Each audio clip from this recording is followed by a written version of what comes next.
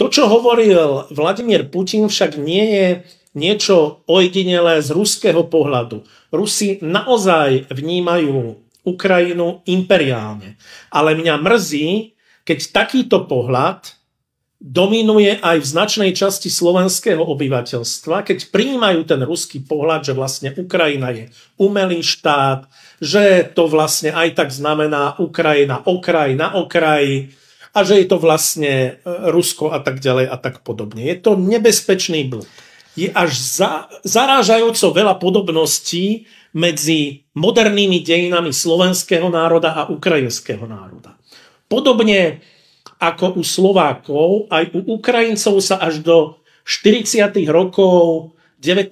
storočia len veľmi málo rozlišovalo medzi Rusmi a Ukrajincami. Boj Ukrajiny za nezávislosť je prinajmenšom taký rovnako dlhý, ako boj Slovákov za vlastnú identitu a nezávislosť. A my by sme to práve my s našimi vlastnými historickými skúsenosťami mali nielen rešpektovať, ale mali by sme obhajovať takéto právo a protirečiť takýmto ruským predstavám, že oni sú jeden národ. No zjavne nechcú byť jeden národ. Samozrejme, že je tam veľa Rusov v rámci Ukrajiny. Samozrejme, že sú tam nejaké historické spojenia, ale to je už iná otázka.